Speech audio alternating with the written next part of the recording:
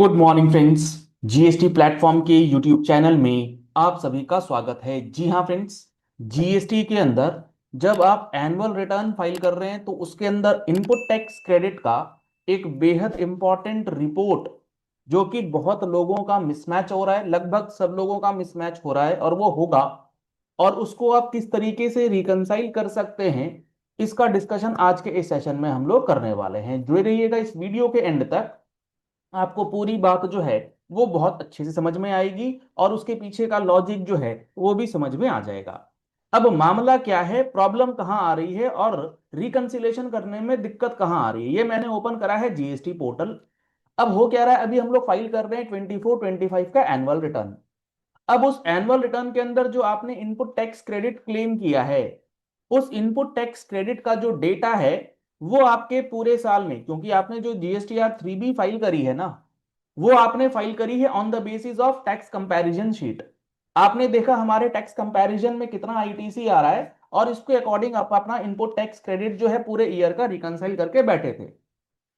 अब यहां पर दिक्कत ये आ रही है, जैसे यहां पर हमने लिखा है, ये पोर्टल में लिखा आ रहा है आईटीसी क्लेम्ड इन GSTR 3B और आईटीसी ऑटो ड्राफ्टेड इन GSTR 2B, यानी कि 2B वर्सेस 3B का जो डेटा आपके टैक्स कंपैरिजन शीट में आ रहा है वही डेटा आपकी GSTR 9 में रिफ्लेक्ट नहीं हो रहा है, जिसकी वजह से डिफरेंसेस आ रहे हैं। क्योंकि यहां पर 3B में तो चलो, जो आपने GSTR 3B में फाइल किया है वो आपकी इस रिपोर्ट में यानी कि कंपैरिजन शीट में भी आ रहा है और वो आपके GSTR 9 के टेबल 6 में भी आएगा, क्योंकि टेबल 6 ही वो डेटा है जहां पर 3B की एंट्रीज कैप्चर करी जाती हैं। बात आती है ये जो आईटीसी ऑटो ड्राफ्टेड इन GSTR 2B है, इसका GSTR 9 के टेबल 8 में जाकर के डिफरेंस आ जा रहा है। यानी कि इस रिपोर्ट के अंदर जो 2B का आईटीसी है 24-25 के लिए, और उसको जब आप चेक कर रहे हैं किसके साथ, एनुअल रिटर्न 24-25 की एनुअल रिटर्न के टेबल 8A के साथ, जहां पर 2B का ही डेटा ऑटो पॉपुलेट हो रहा है, वो दोनों फिगर्स जो हैं आपस में मैच नहीं हो रही हैं।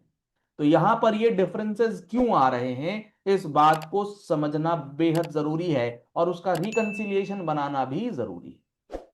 क्योंकि यहां पर जो टेबल 8A में जो डेटा ऑटो पॉपुलेट होता है ये भी 2B की बेसिस पर है, और टैक्स कंपैरिजन में जो 2B है वो तो 2B है ही है। तो दोनों में फर्क क्यों है? अब ये जो दोनों में फर्क है इसका एक बेहद इंपॉर्टेंट रीजन है और एक बहुत बड़ा कारण है। वो कारण क्या है? वो कारण ये है कि इस बार की जो GSTR 9 है, 24-25 की GSTR 9 का जो टेबल 8A है, वो जो ऑटो पॉपुलेट हो रहा है उस ऑटो पॉपुलेशन में चेंजेस करे गए हैं।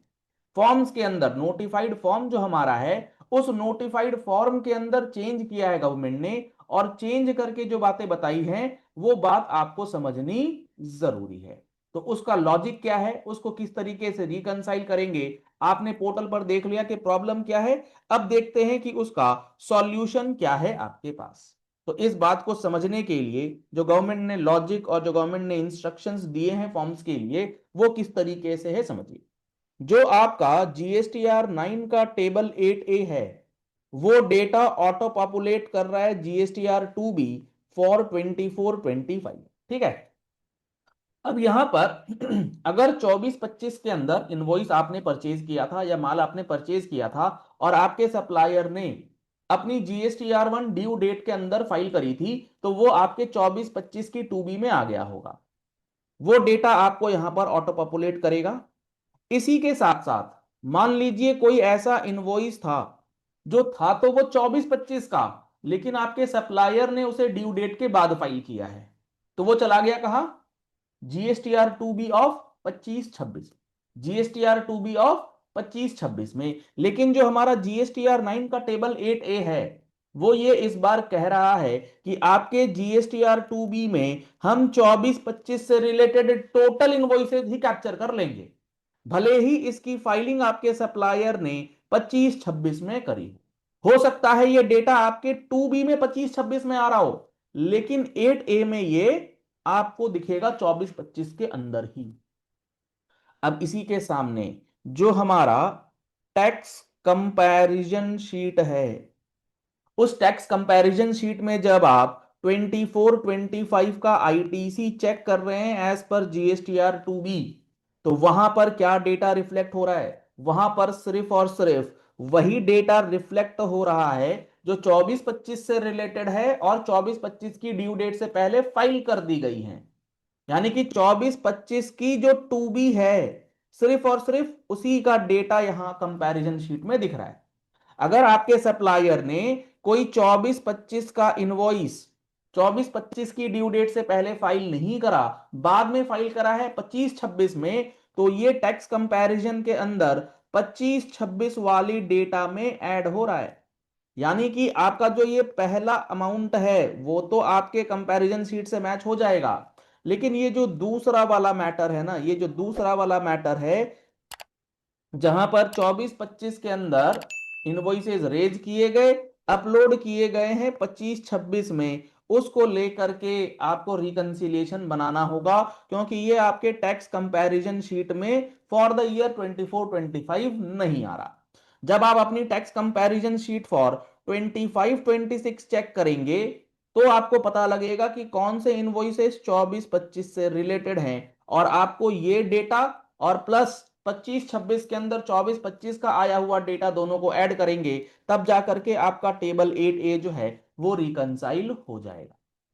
तो ये बेहद इंपॉर्टेंट रिकंसिलिएशन आपको करना है, क्योंकि आप ये मान करके चलिए कि जीएसटी की जो नोटिसेस आएंगी तो वहां पर आपका टैक्स कंपैरिजन शीट और जीएसटीआर 9 टेबल 8A में जो डिफरेंस आ रहा है उसको लेकर के भी क्वेरीज पूछी जाएंगी। तो आपको ये समझाना पड़ेगा कि इस बार के फॉर्म में ये चीजें जो हैं वो बदल दी गई हैं। इसी तरीके से इस बार की जीएसटीआर 9 के अंदर और कई सारे मेजर चेंजेस किए गए हैं। अगर आप जीएसटीआर 9(9)(c) के अंदर जो भी मेजर चेंजेस किए गए हैं वो डिटेल में समझना चाहते हैं, पूरा सीखना चाहते हैं कि 24-25 का जीएसटीआर 9 जो है वो गलत ना हो जाए, तो आप उसके लिए हमारा जीएसटीआर 9(9)(c) का जो 10 घंटे का कोर्स है वो परचेज कर सकते हैं। इस 10 घंटे की कोर्स के अंदर आपको हम क्या बताएंगे, इसके अंदर आपको बताया जाएगा कि जीएसटीआर 9 कब फाइल करनी है, किसे फाइल करनी है, एनुअल एग्रीगेट टर्नओवर कैसे कंप्यूट होता है, टेबल वाइज एनालिसिस किस तरीके से आपका डेटा जो है जीएसटीआर 9 में फ्लो करता है, ये सारे नोट्स आपको इसमें दिए गए हैं। सेल्स का बाइफर्केशन, यानी कि 23-24 का डेटा 24-25 में, 24-25 का डेटा 25-26 में गया है, तो वो किस तरीके से आप करेंगे, वो सारा का सारा इसके अंदर आपको एक एक करके समझा दिया गया है। Updated GSTR 9, updated GSTR 9C का जो फॉर्म है वो आपके लिए अवेलेबल है। इनपुट टैक्स क्रेडिट के अंदर जो डेटा रिफ्लेक्ट कर रहा है उसको किस तरीके से रिकंसाइल कर सकते हैं, उसके अंदर क्या क्या आपको मेथड्स अपनाने हैं और क्या आपको ध्यान में रखनी है बातें, वो सारी बातें आपको समझ में आएंगी। साथ के साथ आपको ये नोट्स जिसमें आपको जीएसटीआर 9 एट अ ग्लांस, जिसमें किस तरीके से टेबल फ्लो होता है, कौन से फॉर्म को यूज करना है, टेबल 4 में क्या क्या ऑप्शन है, सारी बातें आपको इस कोर्स के अंदर बहुत डिटेल में बताई गई हैं। 10 घंटे का ये पूरा कोर्स है जिसके अंदर आपको एक 6 महीने की वैलिडिटी मिलेगी विद अनलिमिटेड व्यूज। आप अनलिमिटेड व्यूज के साथ ये सारी क्लासेस कर सकते हैं, डिफरेंट डिफरेंट केस स्टडीज सारा आपको एक्सप्लेन किया गया है कोर्स के अंदर, वीडियोस के अंदर। तो आप इन कोर्सेज को परचेज करने के लिए आप हमारी टीम से कांटेक्ट कर सकते हैं।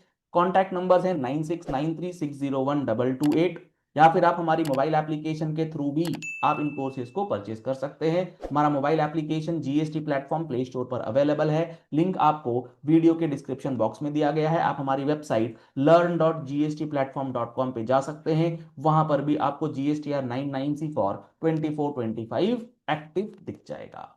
चलिए इस वीडियो को यही एंड करते हैं। आशा करते हैं आपको ये सारी बातें जो हैं वो अच्छे से समझ में आ गई होंगी। पहली बार आए हमारे यूट्यूब चैनल पर, हमारे चैनल को फॉलो कर लीजिए, सब्सक्राइब कर लीजिए नोटिफिकेशन बेल के साथ, ऐसे ही इंपॉर्टेंट एंड प्रैक्टिकल वीडियोस के लिए। और इस वीडियो को ज्यादा से ज्यादा लोगों तक शेयर कर दीजिएगा। बहुत सारे लोगों की ये क्वेरी जो आ रही है कि डेटा मिसमैच हो रहा है, इसको किस तरीके से रिकंसाइल करना है। Thank you and have a nice day.